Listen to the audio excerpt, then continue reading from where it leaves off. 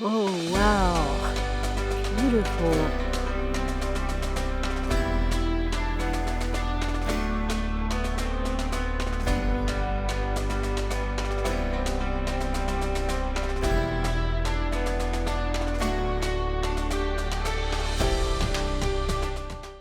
Hello and welcome to the program Sula's Big Adventures with me, Sula. This episode is what you can expect to see in a Dobsonian in springtime. Great targets for a Dobsonian Part 4 spring. If you'd like to see the earlier episodes in this series, I'll provide the link to those in the description below. In the springtime, the Earth is faced away from the plane of our own Milky Way galaxy, and that allows us to see other galaxies because they're not blocked by our own galaxy's gas and dust. And that's why many people refer to spring as galaxy season. And indeed, we'll be looking at several galaxies in this episode. Dobsonian telescopes are the #1 recommended telescope for beginners. But if you just got your Dobsonian telescope, you're probably wondering what objects would be suitable for your new telescope. Or even if you've had your Dobsonian for a while, maybe you're having trouble finding the objects, or maybe you're unsure what the object will look like in your telescope, or you're not sure what to look for. So if that's you, I'm here to help. And even if you've had your Dobsonian for a while, stick around, and you never know, you might learn something new. Be sure to collimate your Dobsonian and let it reach thermal equilibrium, and let your own eyes dark adapt. It's very important. If you don't own a go-to Dobsonian, you're going to need a good star chart. You can use Stellarium or Sky Safari, but I prefer Sky Telescope's Jumbo Sky Atlas, and that's what I'll be using. I'll show you a long exposure photograph maybe, but what you'll be looking for in your telescope has nothing to do with long exposure fancy photos. It will not look anything like those. Instead, look for something closely resembling a sketch or a simulation you can find on Stellarium, for example. And I encourage you to make your own sketches and keep those along with your logbook of your observations. Dobsonians are recommended for beginners because they're easy to use and set up, and because you get a lot of aperture for a very reasonable price. And that allows you to see fainter objects with the bigger light grasping power of a bigger aperture. And that makes Dobsonians ideal for deep sky objects. For this presentation, I've selected some deep sky objects that are suitable for Dobsonians of about 6 inches or more in aperture. Keep in mind that what you see in your telescope will depend on how dark the skies are where you intend to observe, especially when it comes to galaxies. Galaxies are hard to see in light-polluted areas, and there's no way around that. So if you can, take your Dobsonian to a dark sky site. You'll definitely have better luck seeing all the objects that I've selected.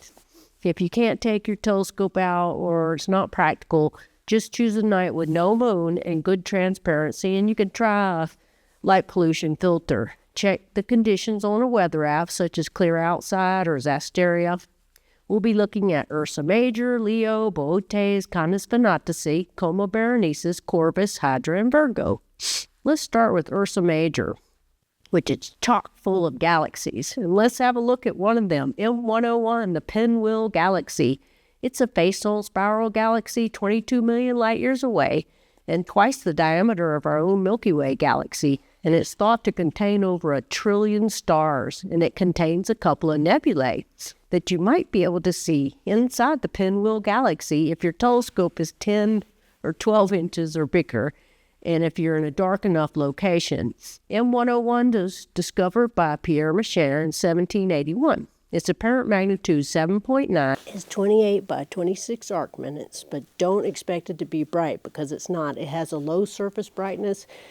You look for the Big Dipper, and you go to the famous double star Mizar and Alcor, the middle stars of the handle, and next find the last star of the handle, Alcade, and the Pinwheel Galaxy is 5.5 degrees from Alcade and makes a triangle with Mizar and Alcor an Alcade, and you'll be able to see it with a 6-inch telescope, but with an 8-inch or bigger, you might be able to make out the structure and spiral. If you have 10 to 12-inch telescope, look for the faint patches that are the nebulae within the galaxy. NGC 5461 is probably the only one you'll be able to detect, and maybe 5462, which is even fainter. It'll only appear as a faint patch, but pretty cool to see a nebula inside another galaxy. To see the Pinwheel Galaxy at all, look on a night of good transparency with no moon and use averted vision. Look at it for a long time to try to make out the structure and perhaps the nebulae mentioned. Pretty darn neat, very cool. It's kind of dim, but if you can see Kappa Boötis, which is in a triangle near Alcade, that star also makes a triangle with Alcade and M101, if that helps. But I was able to find it. I started out with 24 millimeter eyepiece. I couldn't see it in the magnifying finder scope. I had to just use the red dot finder and point that to the point of the triangle where I thought M101 would be.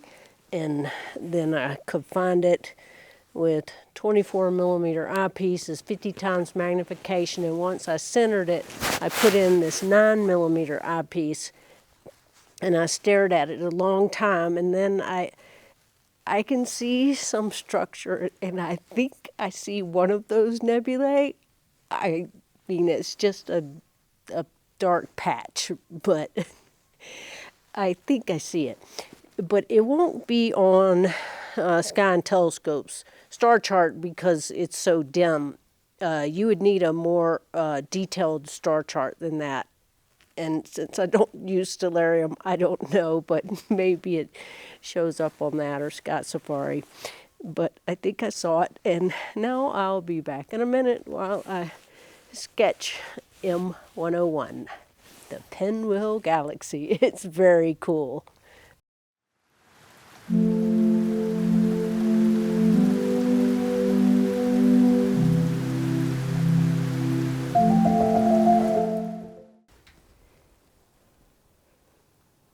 Very cool, very, very cool. I hope you were able to see that. Since we're in Ursa Major, let's scoot over to a very neat nebula, M97, the Owl Nebula. It's a planetary nebula, meaning it's the expelled outer shell of a dying star. It's 2,600 light years away, and it's 8,000 years old, magnitude 9. It's 3 by 3 arc minutes. It's also very easy to find. Just look about 2.5 degrees southeast of Merak, one of the 2 pointer stars in the Big Dipper.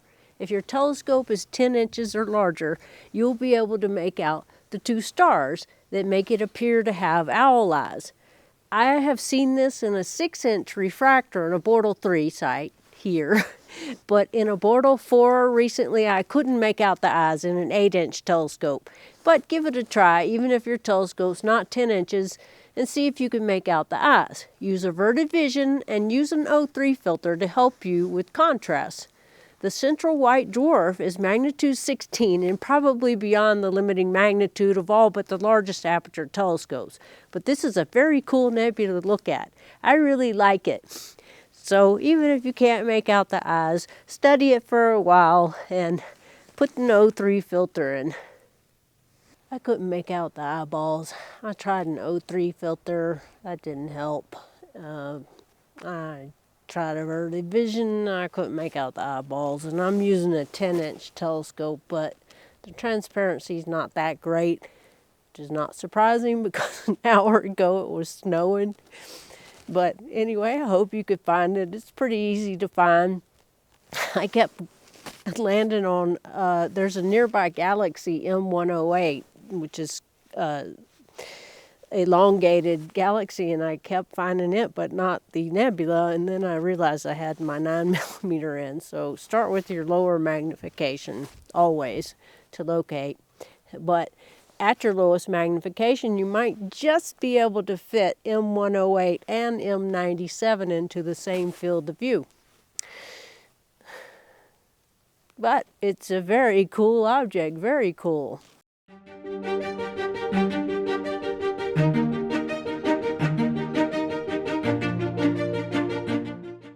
Next, let's move over to Leo, the lion. The most obvious and famous galaxies in Leo are the Leo trio, but I covered those in my video, What Can You Expect to See in Your Dobsonian? I'll give you the link here and in the description below. So instead, let's look at a double star, Algieba.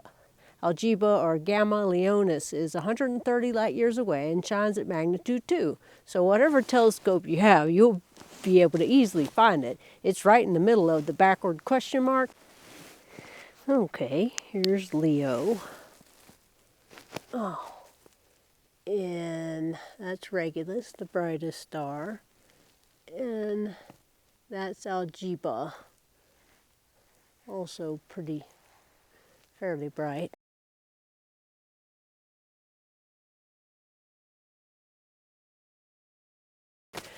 Center it in your eyepiece and then increase your magnification until it splits into two stars. Algieba was identified as a double star by William Herschel in 1782. The main star is Gamma 1 and its magnitude 2.3, and it's a K1 giant star, while the companion is magnitude 3.6 and is a G7 giant. The orbital period is 510 years, so this is so long that scientists have been unable to confirm the parameters, but currently they're separated by 4.6 arc seconds.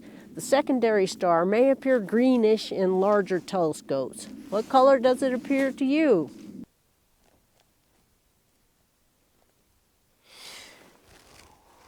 One star is big and the other small, and the smaller one looks vaguely greenish, mostly whitish though.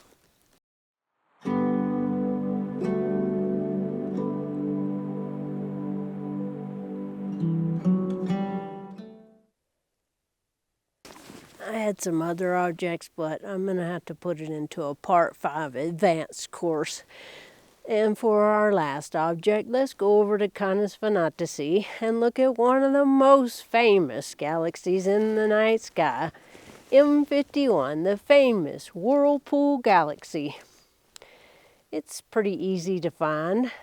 You just go to Alcade, the last star in the handle of the Big Dipper, and head towards Cor Caroli, about 3.5 degrees southwest of Alcade. M51 is a grand design interacting spiral galaxy. The companion is NGC 5195. It was discovered in 1773 by Charles Messier. The basic outline of M51 can be seen with binoculars or a small telescope, but with a larger aperture, you can see the prominent spiral structure. M51 is 25 million light years away and its apparent magnitude 8.4, apparent size 11 by 7 arc minutes. 3 supernovae have been detected within M51 in 1994, 2005, and 2015. Although you can see M51 with binoculars and a small telescope, it's absolutely stunning in a large telescope from a dark sky site. It'll knock your socks off, I promise. So let's have a look at M51, the Whirlpool Galaxy. Wow. Very cool. Very, very cool. But don't wait so late at night to look at it like I am. I think it's 12:30. And as you can see, it's very high in the sky this late at night on a spring evening. Very, very cool though. Take your time, increase your magnification, study it, and try to make out the spiral structure. It's just beautiful.